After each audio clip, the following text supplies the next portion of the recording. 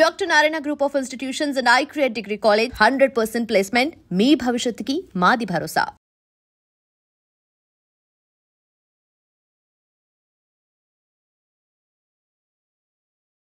Daddy దగ్గరికి వచ్చేసేటప్పటికి నిజంగా ఒక మీ దాంట్లోనే చూసాను.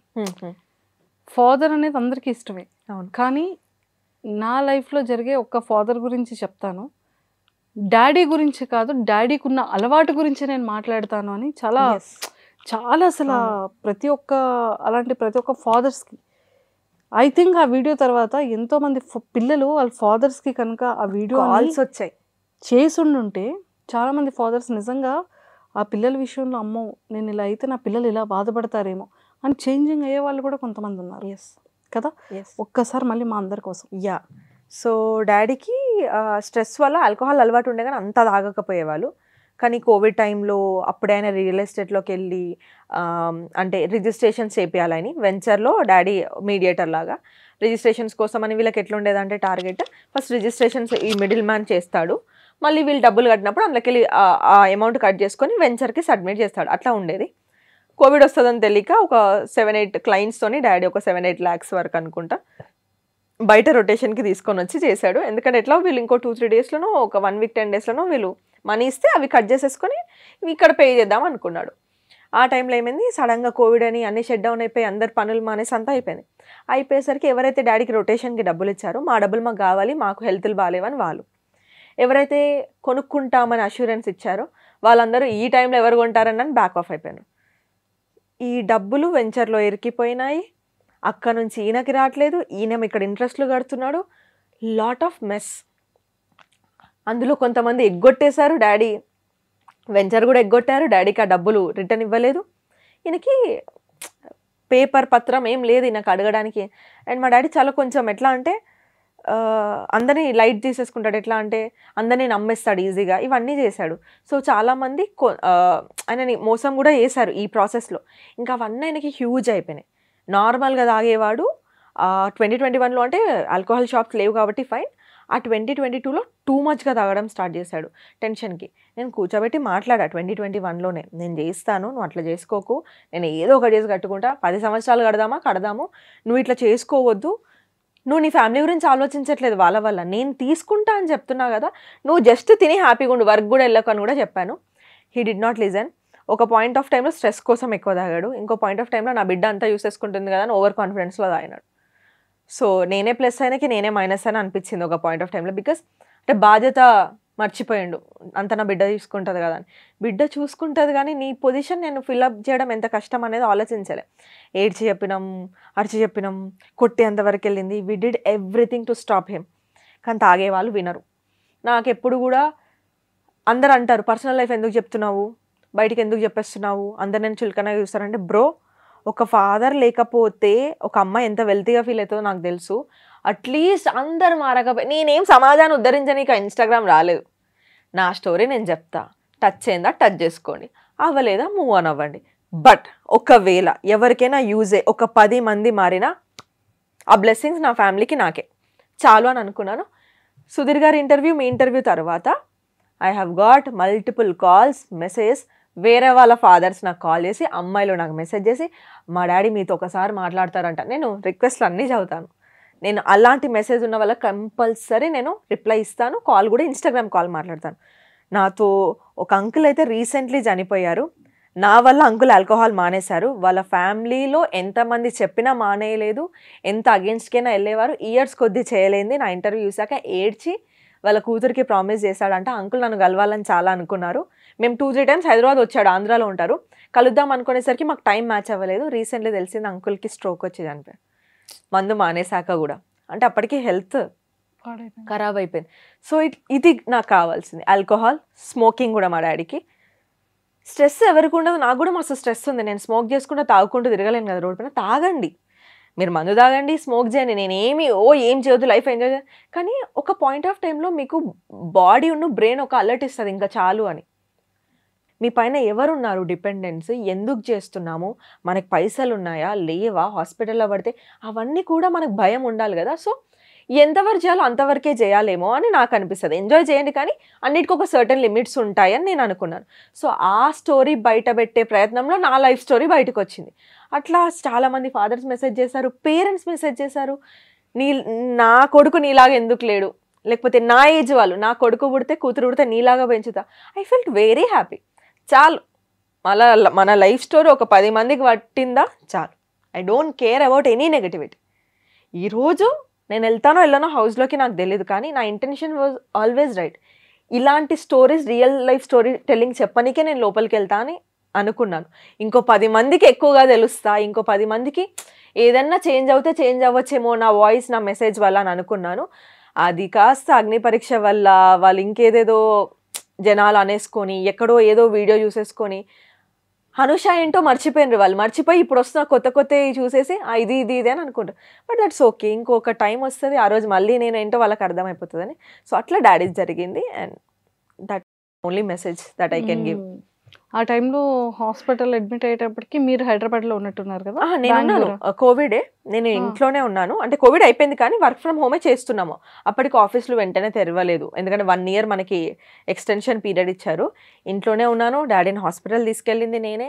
నేను ఒక ట్రైనింగ్ ఇస్తున్నాను ల్యాప్టాప్లో, నేను బెడ్రూమ్లో ఉన్నా, డాడీ హాల్లో పడుకున్నాడు. అప్పుడే తింటున్నప్పుడు చూసి ఆయనకు ఆల్రెడీ హెల్త్ బాగాలేదు. ఎట్లా ఇంకో 2 hours నేనే హాస్పిటల్ తీసుకెళ్ళలేదు. మీటింగ్ ఉందని ఆగాను.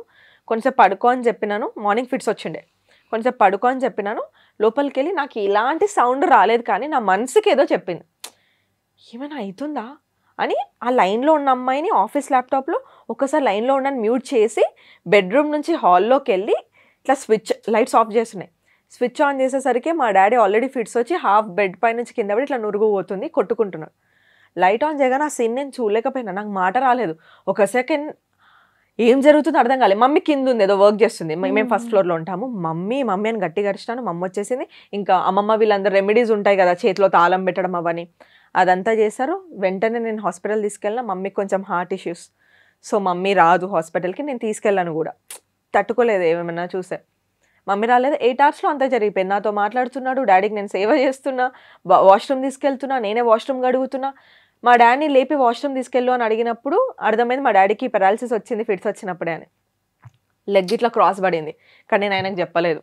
ఆయన సబ్ కాన్షియస్ వెళ్తున్నాడు, నాకు భయపట్టించాలని లేదు.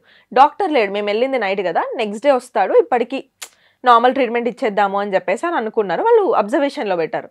కానీ మేబీ వాళ్ళు ఏమైనా ట్రీట్ చేస్తుంటే ఇంకాస్త ఒక 2-3 days అయినా బతికేవాడేమో, లేకపోతే ఇంకాస్త ఏమైనా బెటర్ అయ్యేదేమో. కానీ వాళ్ళు రేపు పొద్దున చూద్దాం అని అన్నారు అని అబ్జర్వేషన్లో పెడితే ఈ 8 hours మా డాడీ బ్లాక్గా వాష్రూమ్ వెళ్ళడము, స్మెల్ రావడము, అదొకలాంటి స్మెల్, వామిటింగ్ వచ్చేస్తుంది. పార్ట్స్ ఫెయిల్ అవుతున్నప్పుడు అట్లా అవుతుందంట. తర్వాత తెలిసింది నాకు. నేను ఆ వాష్రూమ్లో డాడీ ప్యాంట్లోనే వెళ్ళిపోతే డాడీ ప్యాంట్ వాష్ చేసి డాడీకి వాష్ చేసి, ఇట్లా చిన్న వాష్రూమ్, మా డాడీ ఇట్లా ఉన్నాడు, నేను ఇట్లా హగ్ చేసుకొని ఇట్లా వాష్ చేశాను. నేను చాలా చిన్న వాష్రూమ్, మళ్ళీ వాష్రూమ్ కడిగి వేరే వాళ్ళకి ఇబ్బంది కాకూడదు, హాస్పిటల్ అది అని, వాళ్ళకి హైజీన్ ఉండాలని అది కడిగి ఆయనను పడుకోబెట్టి వచ్చి ఇదంతా జరుగుతుంది. ఊపిరాడట్లేదంటే ఆక్సిజన్ మాస్క్ పెట్టించాను, చేయి గుంజుతుందంటే ఆయింట్మెంట్ తీసుకొచ్చి ఇక్కడ అంతా అంటే ఈ సైడే పడిపోయింది. ఆయనకు తెలియలేదు, నాకు అర్థమైంది. ఆయన తృప్తి కోసం వస్తాను, ఏం కాదులే ఫిజియో తీసుకెళ్తా మొత్తం తగ్గినాక అని చెప్పాను. అన్నీ it was comforting him. Last కూడా ఆయన నాకు ఒకటి చెప్పాడు, ఇంకోసారి నేను ఆల్కహాల్ ఉన్న స్మోకింగ్ చేయను, నువ్వు చెప్తే నేను వినాల్సింది, ఇంకా చెయ్యను బెటా అని అన్నాడు. ఇక్కడ వరకు ఊపిరి ఆడేది తెలుస్తుంది, ఇక్కడ నుంచి నాకేం తెలియట్లేదు అని చెప్పాడు. శ్వాస లోపలికి వెళ్ళట్లేదు అని చెప్పాడు. ఇది ఇట్లా మాట్లాడుతున్నాడు. సడన్గా ఒక ఎమర్జెన్సీ డాక్టర్ వచ్చి నేను పిలవలేదు. అంటే మేబీ అక్కడ ఉన్న డ్యూటీ డాక్టర్కి అర్థమైపోయింది సంథింగ్ ఈజ్ గోయింగ్ ఫిష్ అని. ఆయన వచ్చాడు, అటు సడన్గా వచ్చి ఈయన ఎందుకు వచ్చినా చూసినా, ఆయన అటు నిలిచినా ఇటు నిలిచినా, అన్ని రిపోర్ట్స్ లాస్ట్ 8 hours ఏం జరిగిందో మొత్తం చూసిండు. హీ హ్యాస్ నో టైమ్ అమ్మా అని సడన్గా చెప్పేసి నాకు. ఏం మాట్లాడుతున్నారు మీరు అని చెప్పి ఇట్లా తిరిగే వరకు డాడీకి లాస్ట్ ఫిట్స్ వస్తుంది. మాస్క్ ఉంది, ఇట్లా మాస్క్ అంతా ముడతబడిపోతుంది. నేను ఇట్లా పీకేస్తున్నా, డాడీ మా డాడీ కళ్ళతో నన్ను అడుగుతున్నాడు, నువ్వేంటి ఏం చేస్తాలో, నాకు ఫిట్స్ వస్తుండే. తర్వాత నన్ను నర్సులు వాళ్ళందరూ బయటికి తీసుకెళ్ళిపోయారు. 5 minutes తర్వాత బాడీ తీసుకొచ్చి నా ముందు పెట్టా. లేదు బ్రెయిన్ స్ట్రోక్, మొత్తం ఆర్గన్స్ పడిపోయినాయి, ఇట్లా మీరు ఇంట్లో పెద్దవాళ్ళని, మీరు నాకు చెప్తే నేను ఇంట్లో ప్రిపేర్ చేయాలి, వాళ్ళు వస్తే నన్ను ప్రిపేర్ చేయడం కాదు అని చెప్పా. అప్పటికే చెల్లె మమ్మీ ఫోన్స్ వస్తున్నాయి, నాకు తెలుసు డాడీ చనిపోయాను. కానీ వెంటనే చెప్తే ఇంకా తీసుకోలేరేమో అని ఫస్ట్ అప్పటికి డాక్టర్స్ ఏమన్నారు, వేరే హాస్పిటల్ తీసుకెళ్దాము, కొన ఊపిరితో ఉన్నాడు. చనిపోయిందని నాకు తెలుసు, ఠాగూర్ మూవీ అయింది, కొన ఊపిరితో. కానీ ఆశ మనిషి పోదేవని ఇంకో 50,000 అప్పులో అప్పు చేసుకుందాం, మేబీ బతికితే మేబీ అన్న దాంట్లో ఆశకి సరే అండి అని తలూపా. నేను వేరే హాస్పిటల్ షిఫ్ట్ చేస్తుంటే మమ్మీను చెల్లె కాల్ చేశారు. మమ్మీ యూకేలో ఉంది, చెల్లె యూకేలో ఉంది, మమ్మీ ఇంట్లో ఉంది. నేను వాళ్ళకి ఏం చెప్పా అంటే, మీరు ఇప్పటివరకు చాలా స్ట్రాంగ్ ఉన్నారు మమ్మీ, నువ్వు చాలా లైఫ్ చూసినావు, మా కోసం చాలా కష్టపడ్డావు. నాకు ఎందుకో డాడీ చనిపోయినట్టు అనిపిస్తుంది కానీ వీళ్ళు చెప్తలేరేమో మమ్మీ, నువ్వైతే ఫిక్స్ అయిపో కదా, మెల్లగా ప్రిపేర్ అవుతున్నాను, మమ్మీని ప్రిపేర్ చేస్తున్నా, చెల్లెకి కూడా అదే అయిపోయినా. కానీ నాకు ఆల్రెడీ తెలుసు చనిపోయిందని. అక్కడి నుంచి వేరే హాస్పిటల్ తీసుకెళ్ళి అక్కడ 2 hours CPR ఇచ్చి ఆ కథలు అవన్నీ చేసేసి ఇంకా నాకు అవ్వదు అని ఆ CPR ఇచ్చినప్పుడు ఆ లాస్ట్ హోప్ కూడా కోల్పోయినప్పుడు మా మమ్మీ వాళ్ళ కజిన్స్, సొంత మామయ్య లేరు, మా అమ్మ వాళ్ళకి పెద్దమ్మ వాళ్ళకి కాల్ చేసి మీరు రండి, మమ్మీకి ఇప్పుడే చెప్పకండి, మనం బాడీ తీసుకెళ్ళాలి అది ఇది అని అంటే వాళ్ళు వచ్చి అంబులెన్స్లో వేసుకొని, నేను అందరు వెనక బండిపోయినా నేను అంబులెన్స్లో డాడీతోనే. ప్రపంచం డిఫరెంట్గా అనిపించింది మంజుష గారు అంబులెన్స్ నుంచి చూస్తున్నప్పుడు. ఇదే రోడ్ పైన మా డాడీ నన్ను కాలేజ్కి స్కూల్కి తీసుకెళ్ళినాడు కదా, ఇదే నా స్కూల్ కదా, ఇక్కడ డ్రాప్ చేసే, ఇవన్నీ చూస్తున్నప్పుడు ఈరోజు నేను మా డాడీని అంబులెన్స్లో తీసుకోబోతున్నా. He's not even, he was 50 or 51 చనిపోయిన మంత్కి, ఇంకా నెక్స్ట్ మంత్ బర్త్డే వస్తుంది అనుకుంటా, 2-3 months తర్వాత.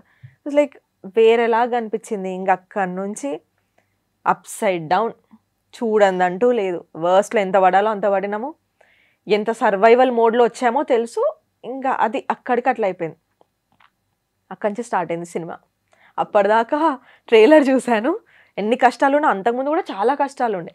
ఫినాన్షియల్ బ్యాక్గ్రౌండ్ బాగాలేదు, mummy daddy love marriage, early ఏజ్లో పెళ్లి చేసుకున్నారు, సెటిల్డ్ జాబ్ కాదు, ప్రాపర్టీస్ లేవు, అమ్మమ్మ వాళ్ళ ఇంట్లో ఉంటున్నాము సిన్స్ 20-25 years, అమ్మమ్మ వాళ్ళు ఒక పోర్షన్ ఇస్తే ఉంటున్నాము. Somewhere nothing is working out for us. ఏదో ఇప్పుడు పిల్లల్ని చదివించినామా, లేకపోతే ఇప్పుడు వాళ్ళకి బట్టలు కొనిచ్చినామా, ఇప్పుడు దాటిచ్చామా అన్న సర్వైవల్ మోడే కానీ ₹1 సేవ్ చేసింది లేదు. మా మమ్మీకి అసలు బంగారమే లేదు, నాకు లేదు. నా ఓన్గా రీసెంట్లీ మొన్న ఒక చిన్న చైన్ చేయించుకున్నాను, మా మమ్మీకి ఒక నెక్లెస్ చేయించాను అంతే. సో ఏదీ లేదు, ఉన్నప్పటి నుంచి ఇదే స్ట్రగుల్ అనమాట. కానీ అప్పటి వరకు అదొకలాగా ఉండేది, ఇది ఇంకోలాగా ఉంది. ముగ్గురమే ఆడవాళ్ళం అయిపోయాము, జనాలు పేర్లు పెట్టడము, మమ్మీని గుడికి రానివ్వకపోయేవాళ్ళు. ఇంత జనరేషన్కి కూడా లేదు, శివుడి దగ్గరికి వెళ్ళొచ్చని అంటారు జనరల్లీ, ఆయనే శ్మశాన వాటికలో తిరుగుతాడు, శివుడు ఎవరినైనా యాక్సెప్ట్ చేస్తారు. 11 days తర్వాత అట్లీస్ట్ అంటే ఫస్ట్ 1 year అంతా మమ్మీని అనేవాళ్ళు.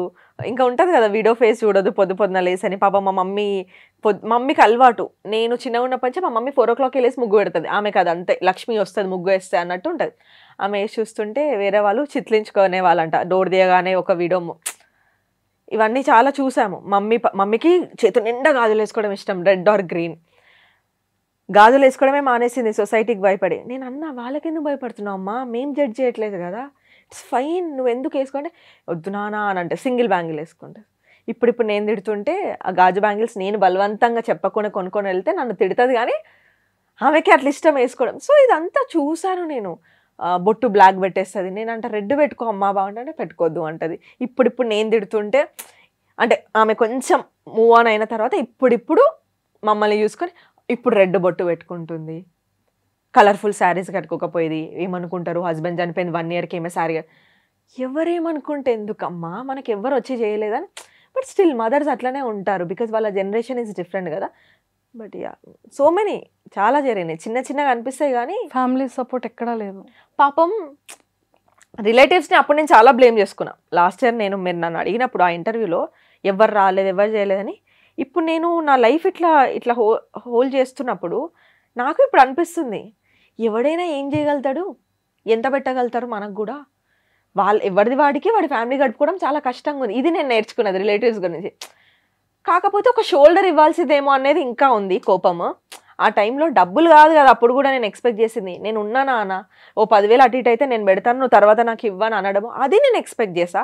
అది రాలేదు, దానికి ఇంకా కోపం ఉంది. కానీ అపార్ట్ ఫ్రమ్ దట్ నాకు అనిపించింది, ఎవరి ఫ్యామిలీలో వాళ్ళకు ఉండుంటే వాళ్ళ పిల్లల్ని చదివించుకోవాలి, వాళ్ళకే చిన్న జాబ్లు ఉండుంటాయి, ఎవరికి ఏం చేయ. ఇప్పుడు నేనైనా నా ఫ్రెండ్ని చూసి బాధపడగలుగుతా, మేబీ 5,000 2,000 చేయగలుగుతా, కానీ ఐ కెనాట్, నేను ఎవరి లైఫ్ సెట్ చేయలేను. అప్పుడు అనిపించింది, ఎవరి లైఫ్ వాడే బతకాలి, ఎవరి లైఫ్ వాడే సెట్ చేసుకోవాలి, ఎవడు రావాలని అనుకోవడం మన పిచ్చితనం. అది నేను నేర్చుకున్న లెసన్, అప్పటికి ఇప్పటికి వచ్చిన మెచ్యూరిటీ, అంతే. చెల్లి కూడా సేమ్ కాపీ పేస్ట్. మా చెల్లెనా కాపీ పేస్టే కానీ ఎదురెళ్ళి బోల్డ్గా గొడవ పెట్టుకునే రకం కాదు. చెల్లి నెగటివిటీకి చాలా దూరం ఉంటుంది. నేనైనా 10 సార్లు ఒకసారి రియాక్ట్ అవుతా. చెల్లి ఈజ్ లైక్ వెరీ సార్టెడ్ మనిషి, షీ ఈజ్ వెరీ ప్రాక్టికల్. ఎట్లా నేనేమైనా గాబరే ఇట్లా అవుతుంది అట్లా అవుతుంది నేను రియాక్ట్ అయిపోతుందని చెప్తే ఏమొస్తుంది రియాక్ట్ అయితే? నీ కోపం పోతుంది, తర్వాత ఏంది దాన్ని ఇంకో 100 రకాలుగా చెప్పుకుంటారు. నువ్వు ఛాన్స్ ఇస్తావు మళ్ళీ వాడికి, అవసరం అయింది మనకి. Just keep quiet, your success should talk. She is very practical. నేను కొంచెం ఎమోషనల్ అండ్ దిస్ థింగ్లో ఉంటాను. మా చెల్లె ముందు నుంచే ప్రాక్టికల్, చిన్నప్పటి నుంచి. మన లైఫ్ మనది రాబాయి, చిల్లు ఉండాలి, మనం ఏం చేసుకోవాలో చేయాలి, ఎవరి గురించి నాకెందుకు అట్లుంటుంది. నేనేంటంటే అందరి గురించి ఆలోచిస్తాను. లైక్ ఎట్లా అంటే, అయ్యో వాళ్ళకి ఏం బాధ ఉందో, అయ్యో వాళ్ళు ఈరోజు ఏడ్చారు, వీళ్ళకి ఏముందో ఒకసారి మనం అడుగుదామా. ఉంటే ఎవరైనా పక్కన కూర్చొని బస్ స్టాండ్లో నాకు మీకు ఏమైనా ప్రాబ్లమా అండి, అంత ఓకేనా, నేను వెంటనే కరిగిపోతాను అనమాట. కొంచెం ఎమోషనల్లీ చూసుకుంటే very much too much attached kind అట్లా పర్సన్. చెల్లెట్లా అంటే అంత పెట్టుకోకు, ఫ్రెండ్స్ అయినా కానీ అంత నమ్మకు, ఒక రోజు పడతా నీకు. She like this. ఆమె ఫ్రెండ్ సర్కిల్ ఎంత చిన్నగా ఉంటుంది తెలుసా? 1 or 2 పీపులే ఉంటారు ఆమె ఫ్రెండ్స్. చిన్నప్పటి నుంచి వాళ్ళే ఉన్నారు, ఇప్పుడు వాళ్ళే ఉన్నారు, ఇంకా ముందు కూడా వాళ్ళే ఉంటారేమో. రిలేటివ్స్ కూడా ఎవరితో మాట్లాడదు, ఎవరి జోలికి పోదు. మమ్మీ నాకు తప్ప ఎవరికి కాల్ చేయదు. మాకు కూడా ఎంత లిమిటెడ్గా పెడుతుంది అంటే, అవును మమ్మీ నాకు వర్క్ ఉంటుంది, నేను ఎందుకు ఎక్స్పెక్ట్ చేస్తున్నాను నా నుంచి, అవును వర్క్ అయినాక నేను చేస్తా కదా mummy. She very sorted person. చాలా అంటే స్ట్రాంగ్. కాకపోతే ముగ్గురు కలిసి నాకు తెలిసి first trip Goa. First flight ఎక్కడ KFCకి తీసుకెళ్లి బిల్లు చూపించాను. మమ్మీ బిల్లు చూసి ఎందుకు బిడ్డ ఇంత, నేను టిఫిన్ ఏదో ఒకటి చేసేది కదా అంటే we wanted her to experience everything. అయితే నేను అన్న పొద్దున తెలియదు మమ్మీ టిఫిన్ చేయాలని, ఇప్పుడు తిన్నాక బిల్లు కట్టాక మమ్మీలు అట్లనే చేస్తారు తెలుసా. ఇది కూడా ఒక రీల్ ఉంది 90s కిడ్ది. మన మమ్మీ వాళ్ళు తెచ్చేంత వరకు వద్దు అంటారు, జొమాటో వద్దు అని అంటారు. ఆర్డర్ చేసినాక కొంచెమే టేస్ట్ చేస్తా అంటారు, తింటారు. దాని తర్వాత ఇదేముంది 200 నేనే వేసేది అంటారు. తిన్నప్పుడు ఎందుకు చెప్పవు, ఆర్డర్ పెట్టినప్పుడు ఎందుకు చెప్పవు? See this is my content. Relate అవుతున్నారా? ఆ కంటెంట్ లో చేసిందే మాయాద్వీపం, కానీ డిస్రెస్పెక్ట్ చేయడానికి కాదు. థింగ్స్ అట్లా వాడుతున్నారు జనాలు. And for more videos, Please subscribe to iDream. Please subscribe to iDream. Please subscribe iDream. And please subscribe to iDream. For more videos, subscribe to iDream. please like, share and subscribe to the channel. Congratulations, iDream. Subscribe to iDream. Subscribe to iDream. So subscribe to iDream Media. iDream ki iDream team andarki huge congratulations. Please subscribe iDream Media. Please subscribe to iDream. Subscribe iDream. Please subscribe to iDream. iDream అంటే నా కళల channel subscribe చేసుకున్న నోరు తిరుగుతలేదు, మీరైతే గంట గుర్తు కొట్టండి. For more such videos, please subscribe to iDream. Subscribe to iDream. Please subscribe to iDream. Please subscribe iDream Media. Please do subscribe to iDream. Please subscribe to iDream Media. For best entertainment and information, please subscribe iDream. And don't forget to subscribe to iDream.